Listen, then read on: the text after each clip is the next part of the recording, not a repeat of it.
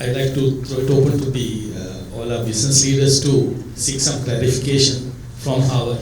I have a few questions, but I'd like to give the opportunity to you all. There's a roving mic. Maybe Indira can talk about the services, the IT sector not being reflected. And I think Mano is here, or has he left? Mano. Well, that's interesting because we consider the service sector as a growing sector for Sri Lanka, more than the manufacturing. And if you look at statistics, the manufacturing is about 45%, the balance 55% is on services. Not necessarily IT, but we take bunkering, financial services, all that also into the service sector. And we are counting on the service sector more than the manufacturing. As you correctly said, the apparel sector has to look towards more segmented markets and niche, because I think we are saturated there, which I think they are very correctly doing it also, however. In the Indian and the Chinese market, those are two things that we were concentrating on. This is why we wanted to deepen the Indian agreement, as well as go for the Chinese, Sri Lanka. We had 10 rounds of negotiation, China-Sri Lanka free trade agreement. So because we identified those as the future markets for Sri Lanka, export markets. I know about 5 billion target of software exports. In 2000, the IT export was 50 billion, and we crossed in 2016 a billion. It is reported in the central bank. So I think the IT sector is on a growth trajectory. It will probably won't be 5 billion, those are moonshots. But what will drive the growth is the startups and the exits. Right? You just have anything, what I think won't count before $2 million or I think that will drive in terms of the knowledge sector. There's a lot of knowledge sector which is not captured, like architecture and services. I think I agree with you that the growth for Sri Lanka is going to be on knowledge, because in manufacturing, the competitors are poorer than us. Right? So to compete with Bangladesh and etc. is difficult unless you're doing high value. And then the IT sector is doing high value. We're not volume based, we're value based, and it will hopefully, that's a 10-year time to bring the service sector to a comparable. So $1 billion, T sector took 150 years, you can see IT sector took. And in terms of value addition, when you talk about garments, the value addition is 30%. IT is almost 90% value addition. I think so that's one sector I can say it will drive Sri Lanka. Questions not related to Sri Lanka, but what's your take on the Brexit and the pound next year or so?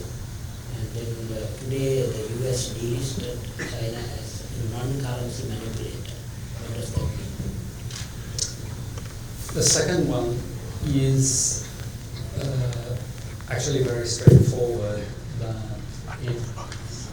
it signals that the US now is in the second phase of their negotiations with China, and they want to give China the idea that they're no longer on a hostile footing. When you label a country a currency manipulator, you can do literally anything to their exports to your economy. And those are very arbitrary things. They can just block anything, everything.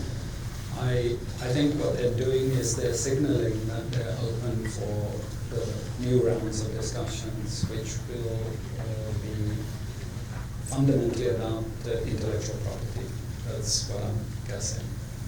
Because the US at the moment, as you know, is blocking Huawei into the US. And the Chinese are very keen that block is ended. Because the US has not been successful getting Huawei blocked in Europe.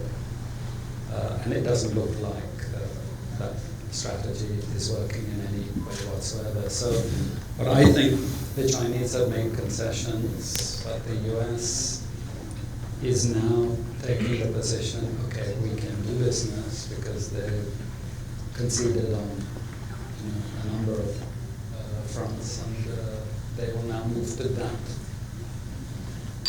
discussion. The fear I have for the rest of the world is that these are bilateral agreements. These are not going to be translated into multilateral agreements. That's what I'm really fearful of. And the US is famous for doing this. They did it in Japan, where they excluded everyone else and managed to get companies like Kodak and Motorola into Japan, and then excluded the other countries. And the first question on Brexit, it's a difficult one for me. I think the UK has made a mistake, and I think the reason for it is the banking community in the UK. I don't know if you know the asset side of the balance sheets of most banks in the UK. They rely heavily on currency deals, currency transactions. So I think about 40% of all their profits comes actually from currency transactions. And they have always been resistant to integration into Europe. The industrial sector is not so strong. And the Confederation of British Industries was lobbying so aggressively for staying within Europe, but they don't have the clout of the bankers. If you look at the Tory cabinet, virtually every single cabinet minister is a director of a major British bank. And I think that really strong element was there. I think it's a mistake. It's the same mistake they made allowing oil to elevate the level of the British pound, and that damaged industry. That was one of the worst moments for Britain. And I think this is probably, I would be very negative about Britain's future, because especially the nightmare that they now face with having to do free trade agreements with every single country separately. They don't have the clout anymore. You can just see, look at the demands that the Americans have already made in Britain. It's madness. It's absolute madness. It's going to decimate the country. And I think I don't know what the Europeans will do and how they will conduct the negotiation, but Britain is in a very weak position. So, yeah, I'm not positive about their prospects. I don't know, some of you may be based or have family and so on in the UK. It's not a very nice message, but you can see I'm living in the Netherlands, and we have seen this exodus of British businesses. So they're relocating to the Netherlands. Good for us, because house prices have just gone through the roof because everyone is trying to buy houses in Britain. So I think that's destiny.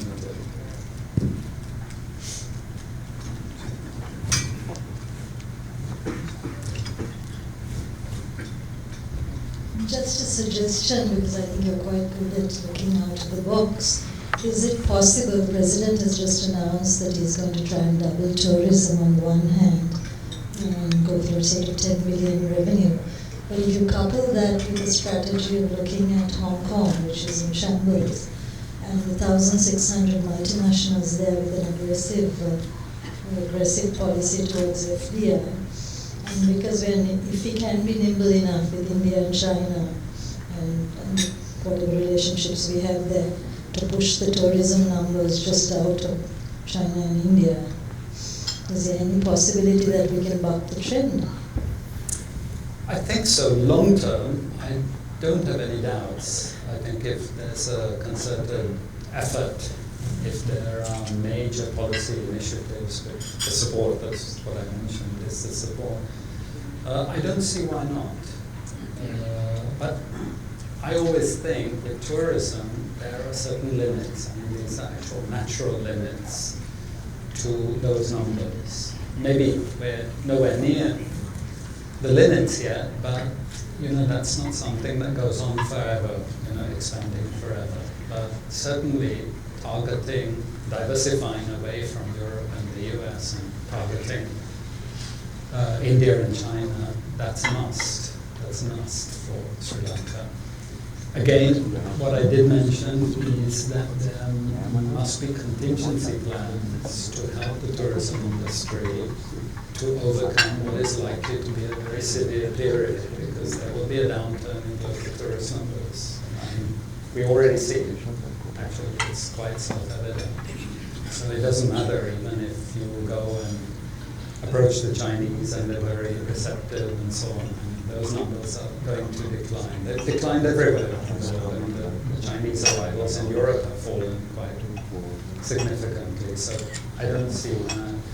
But there is another aspect which I'm going back to manufacturing again, and that is that there's no reason why Sri Lanka can't go into a higher value-added manufacturing, partnering other companies, because what we see now is the Germans, the Koreans, the Taiwanese, the Singaporeans, they're all trying to move out of China, especially out of the East Coast, because it's too expensive. I mean, Shanghai's per capita income is higher than Norway. I mean, you don't set up factories in regions where the per capita income is higher than Norway, because they've grown so rapidly and the standard of living has risen so much. So a lot of those companies, especially the German car companies that have outsourced the production of lots of their components, they've been looking elsewhere. We are in Vietnam, and we see that they're seriously looking now in Vietnam to relocate. Samsung already went to Vietnam, going out of China. A number of other countries have done the same. Now, I think there are opportunities there because the type of things they're trying to relocate are not low value-added products, but they're actually much higher value-added products. And there is a very big opportunity there. Sri Lanka doesn't need much. It doesn't need much. But I can really say, I mean, if I had any advice to give, I would say that Germany is one of those countries that has gone down this line of relocating its production out of Germany. And they are now looking to relocate out of China into the rest of the world. In case you may not have the data, but the amount of German production in China is just monstrous. It's absolutely monstrous. So to relocate that will also take them quite a lot of time, but they're doing it. We always tell people, if you go to Ho Chi Minh City, many of you have probably been there, walk opposite the US Embassy, there is this enormous building. It's enormous. It's called Deutsche Haus. It's basically the Germans are making a statement. We are here for the next 30 to 40 years because Vietnam is where we're going to relocate. And the Vietnamese have been working at it constantly. I think a deal can be done, and there it's very important. I mean, this is why I think the business community has such an important role in this. I'm discussing with, sorry. What people want is consistency and stability. They want the business community to tell different governments, look, this is the strategy. You will have political differences, you can debate at the fringes and the margins, but this has to be a continuous strategy, whichever government comes in, because we have come into all these agreements with these major multinational companies that want to see continuity of policy, continuity of policy. Once you can guarantee them that by really getting cross-party consensus that this is what is important for Sri Lanka, then they will start to look seriously. And I don't think it's only Germany. I think there are plenty of other European players that are trying to do the same thing. Again, as I say, Sri Lanka doesn't need much.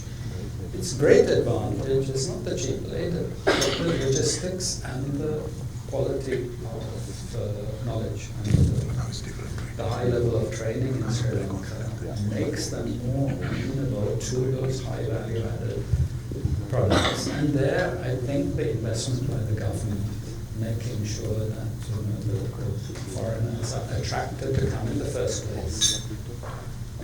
Like any good marketing campaign, you get them in, get them through the doors, and then fleece them later. But first get them in. And I think this is a strategy that has to be cross-party. It has to be. I don't know if you know how the German machine works. Do you know how the German machine works? It's this incredible system in Germany that it doesn't matter which government comes in, Germany is controlled by an industrial mafia. It has been for over 100 years. It was started by a chancellor called Bismarck. And these think tanks, they strategize for 30, 40, 50 years into the future. And basically, all political parties sign up to it. Even during the time of Hitler, he signed up to this. It's this industrial machine that controls everything. And there, it doesn't matter who comes to power, they can do different things on the political front, but the industrial strategy remains consistent.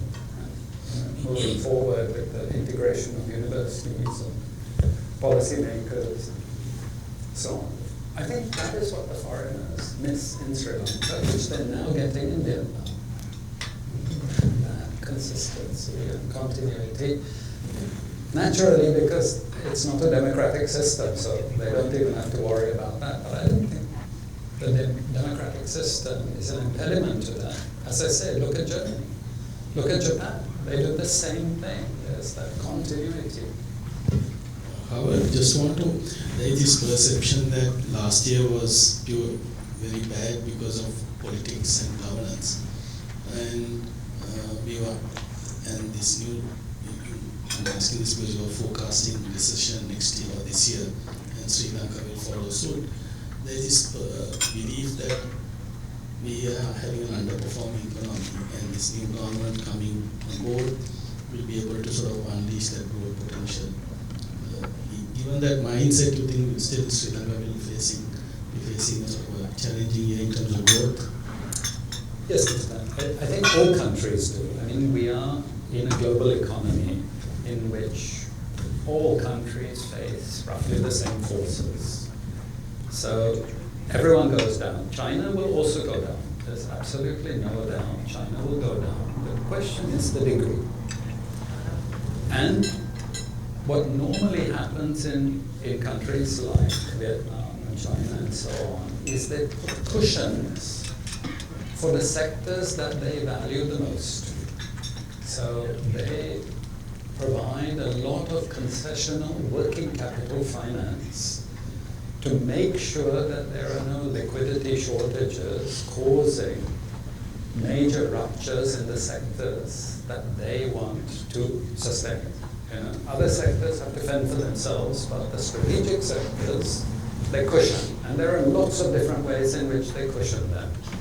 I mean, that's what I said. If they're really valuing tourism, that's something that they should do. The opposite of them turning around and saying, no, we can buck the trend and have forecast of 5 and 6% growth when the world economy is going down, that is the moment of suicide. Because then what happens is you really lose lots of money. What will happen is you're sucking in imports and you're draining your foreign exchange reserves, and then you get a currency crisis. You have to ride the waves. You can't actually fight those waves. If you start fighting those, then you're in trouble. So that type of idea that I think it's not, I don't think they actually mean that they're really going to get 5 and 6% growth in a Yeah, global not crisis. 5%, but compared to 2.6 last year, there will be 4% more. I don't know. But coming back to your one of the charts, you saw we bucked the trend or because of construction sector in 2005 to 10. There is also hope that this government will again boost the construction sector, thereby bring growth. Are you saying not to do it, given the fiscal situation? I think it's a risk. It's a very, very big risk, and they should be careful. I think the money is better spent by helping businesses actually survive. I think the money is better spent by providing cushions and preparing for the future, and also telling the business community, you know, we can't work miracles. No country is going to escape this. But we are there to cover your backs. You know, I mean, we are there to provide the support that you need, because that's basically what the East Asians have always done. But government has already come up with some debt relief packages. We have the stimulus packages already on. The fiscal space is no longer going to be there going forward. Suman, can you I mean, you all are looking for a construction boom, right? Is that hope? That is not sustainable, is not good for anybody. It should be sustainable. But given the fact that governments are very short term, 4 years, 5 years, they might even run the risk of doing it and still say This I don't know. I mean, if I'm advising them, I would say just watch that situation, because things are becoming a bit clearer in the global economy. I think now is the time to cut the deals. Cut the deals with the bigger powers, not just China, not just one European power, not just India, but bring as many. I mean, this is the time to reassure the private sector, because I don't think the private sector should be expecting miracles in the short term. You know, I think you're realistic enough to understand if one is facing these global tidal waves, then you have to be a bit more restrained in what you do. But if you see a government already looking to the future and really getting foreign investment, attracting foreign investment, the private sector will be very happy with that, because some in the private sector, I'm sure, are very short term and they want quick results, but most of you are looking to the longer term, and if the government can explain its strategy like that, and we are looking to this, to get this one and that one, and diversified tourist arrivals and things like that. Given the fact that we had 4 years of underperforming growth, patients are running. I know, Mr. But I'm also an optimist. I think if Sri Lanka gets it right, and it doesn't have to be this obsessive manufacturing thing, it can be, on all fronts, and you made, for me, a very convincing point about IT. You don't neglect that, you don't neglect services, but you actually do provide the incentives for also the manufacturers to move forward. Like, for example, you're developing tourism, but what about manufacturing for the tourist sector? What about providing finance to small and medium-scale firms to start supplying the tourist sector? And that is a sort of import substitution, which is another possibility. But what I'm actually suggesting is that the government is a bit cautious at this moment. That's really, it worries me a little bit. There's a very precarious situation here where if one is going to spend lavishly without the incomes coming in. And I've actually been educated by the private sector. It's the private sector that has expressed serious doubts about where the revenue is coming from for the government, because I think you have the experience of that. So I think the government has to take that seriously and not incur more debt. But then plan for the future. Work with the private sector. Say, okay, this is what we're really trying to do. This is what we're trying to do with different groups. Are you prepared to go on board with that? And that discussion is the thing that you have to have. You see the delegations in Vietnam. You see them arriving there and discussing. Ron was telling me, in fact, the other day that they have a special gate at the airport for Samsung executives coming into Vietnam. I mean, they go to the extreme, but the idea is that Samsung has now invested billions, absolutely billions there. Maybe people from outside say they've overdone it, but it has yielded the results because the Vietnamese are not just there to produce for Samsung. They've now started producing their own smartphone. They're basically transferring that technology in some way or another. They've now started producing their own electric car. They've started producing their own electric scooters, etc. Very fast, very fast. But basically, it's all hands on board and everyone moving in the same direction. And then now, when they have a downturn, you will see that they will basically support all the industries with concessional finance, with tax cuts, etc. I mean, that's where the tax cuts could have been used perhaps more efficiently, at the right moment. That's what Germany does. Germany has refused to run a budget deficit until, and they actually explicitly say, until the recession. I mean, that's what the German government has actually explicitly stated. Until the recession, we will not give tax concessions. But once the recession comes, they give massive tax breaks to the major companies, and then they come in with all the concessional finance. There's a question. However, you always challenge us to think different in your presentations. Question for you is like US is going into a recession, right? But the stock market is still today is at record high. So how do you justify now what's happening in the market and what the economy is doing, right?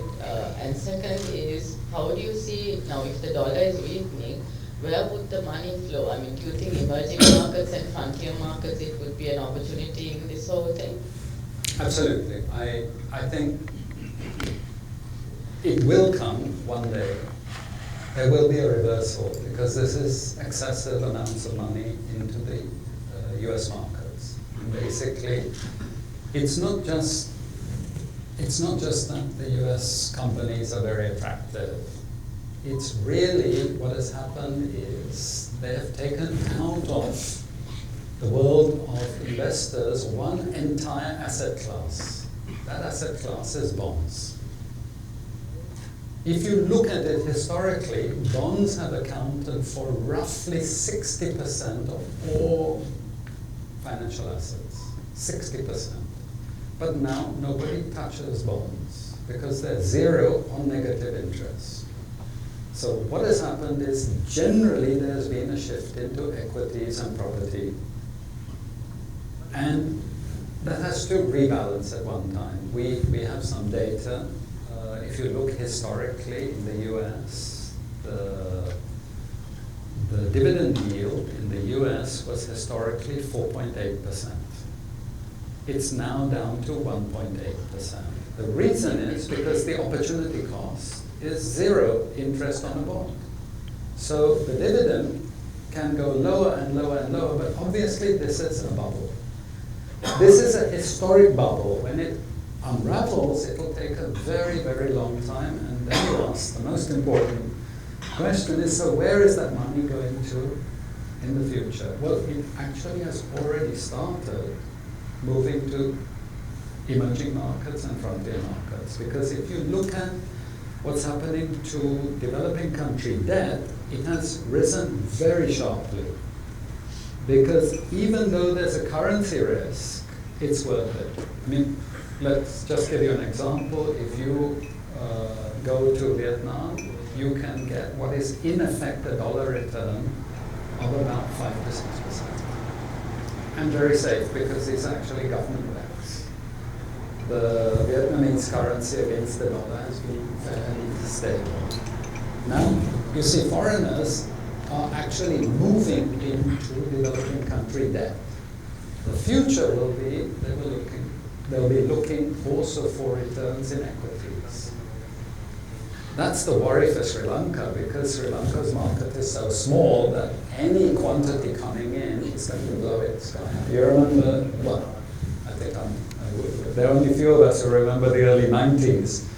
But, you know, the market just kept rising. Every single day it was rising. And I think from 1991 until 1993 mid, it rose 300% in dollar terms. And that is because all these foreigners are trying to put money into this very small market. And that's likely to happen again. I mean, the real point is, which market are you going to be in? Which market? Because some developing countries will outperform others. The thing is to choose which country. I mean, at the moment, I'm very bullish about Vietnam.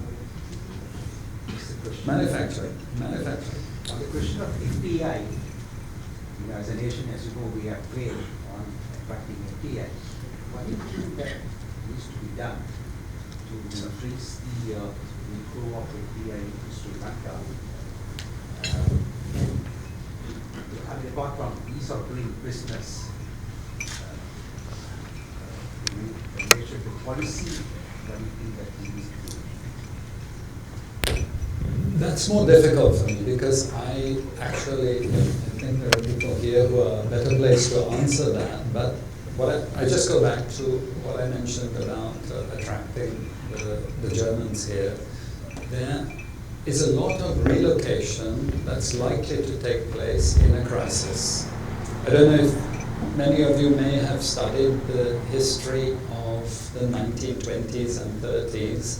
The 1930s were called the golden age of Latin America.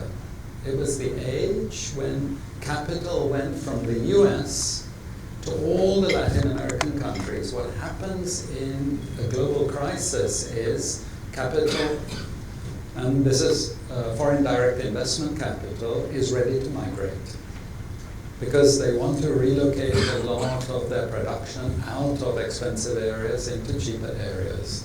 So in general terms, I think Sri Lanka has a great opportunity here, but it has to be targeted. It's not to say, okay, we will offer everybody tax concessions, we will offer everyone infrastructure facilities, we will offer everyone blah, blah, blah. I think here, your aim should be to target the companies that are likely to allow you in the future to develop your own manufacturing sector and to diversify. I think this is the most important thing. Now, what the successful countries have done is they have signed, this is why Donald Trump is wrong when he complains about China stealing foreign technology. American companies have actually signed technology transfer agreements. They've signed it. Because the Chinese don't allow you to go to their country and just exploit their labor. They say, you have to give us something in return. So you have the technology transfer agreements, and you have agreements about use of domestic resources. So once you decide this is the strategy I want, then what you have to do is to make sure that when the foreigners come here, you have signed the right agreements. In the past, I'm not saying in the very recent past, Sri Lanka doesn't care what foreigners do. Sri Lanka says that this is all employment generating. I think that's wrong. I think then you allow the foreigners to do whatever they want to do in your country, and when it doesn't suit them, they leave and you have nothing left in your country. I think this is why you have to be much more strategic with FDI. Just a comment on one of the slides in where you were comparing exports as a percentage to GDP. But GDP also can be driven by unproductive state sector productivity, sort of expenditure, right? It can be on unproductive expenditure. And then you start comparing exports as a percentage, which may be unfair. That's true. What we often do is we cross-check. You remember also have Sri Lanka's export share as a percentage of global GDP. Then we also look at export earnings. We have many different cross-checks because you're perfectly correct. And the GDP can always be defrauded. And you just have to take China as an example. That you brought in. Sorry? The construction boom that you brought in Sri Lanka. Yeah. That can be unproductive and Yeah. could have been Could have, yeah. Could have been unproductive. And then you compare exports as a percentage. Yeah. It could be unfair. Perfectly correct, yeah. But we look at longer term trends, I think if you look at 1 year or 2 years, it's not very useful. I mean, when we study China, for example, 2015, the official Chinese growth rate was supposed to be 7%. Our rough estimate is it was minus 4%. And now we have indicated, because actually a lot of government people say the same thing, that they were in a desperate recession, and that's why the government injected all that money. So the GDP numbers for any 1 year like that can be totally fraudulent, and then it's unfair to compute those ratios. You're right. However, just one thing I noticed, I'm just trying to recap the political explanation.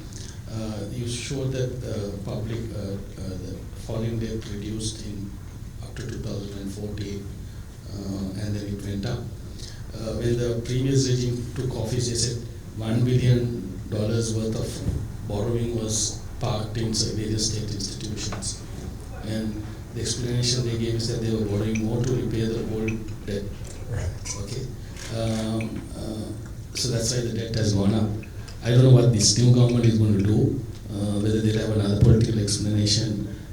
We have to pay $2 billion repayment this year. Maybe, as you said, they might get some relief. But do you think borrowing will grow this year as well? I think so. I think it's very difficult to see how they can avoid that this year. For me, in the end, if you're borrowing and you're having a very rapid growth process, then it's no problem. I think the problem is when you borrow and invest in unproductive activities like we were mentioning, and then, of course, your debt servicing becomes unbearable. I think that's why it's very important to see what is the strategy. How are you going to earn money? I mean, it's just, I have this very vivid memory of me going to Thailand. I had a lot of old students there, and they treated me incredibly lavishly. And they told me, you must invest in our stock market, it's going like a train, just give us your money and we'll double it for you in a very short space of time. And then I asked them a few questions. So what are you going to do with it? Oh, property prices are rising like mad. And then I said, what about exports? Because Thailand is known for export-oriented industrial. Oh, that's old-fashioned economics. You don't need to worry about exports anymore. We have found a new route. Industrialization no longer relevant, property prices rising, stock market rising, and all the foreigners are bringing money and putting it into our stock market, making lots of money. The moment you hear people talking like that, it's the end. I mean, the real point when a country borrows and uses money productively, they grow the GDP. So even when they're servicing, having massive servicing costs, relative to GDP, it falls. The country that has borrowed the most money, more than the whole of the rest of the world put together, had more FDI than all of the rest of the world put together, it's China. Debt servicing as a percentage of GDP is 0.2. 0.2. Why? Because they only grow the economy with what they borrow. It's a rule in China that we make sure whatever we get is there to increase the productivity and the export earnings. This is a basic rule. So when I saw the Thai people saying, no, this is old-fashioned, and I saw that just do a plot of the Thai trade balance in 1995, just goes vertically down like this. Income account turning negative, going vertically down like this. You've got a perfect storm brewing. Nothing to pay their servicing costs with, because they're not earning anything anymore. And that's what I'm saying, that there must be a story. Where is Sri Lanka going to get these earnings to pay the foreign debt? Borrowing from foreigners is not a problem. I don't say that just the rising debt is going to be a problem, but can you service it? Will the foreigners be happy with what you are doing, or take their money and run? The Japanese took their money out of Thailand and ran before anyone else did. That's why they escaped. They were watching it and they saw the writing on the wall. We are finishing in at 6. Any more questions to Howard? Thank you for your patience. Okay. Thank you very much for everyone, and thanks also for Howard. Some last words from Ben? Yes, what to add to that? We are now trying to come back as often as we can to do events like these.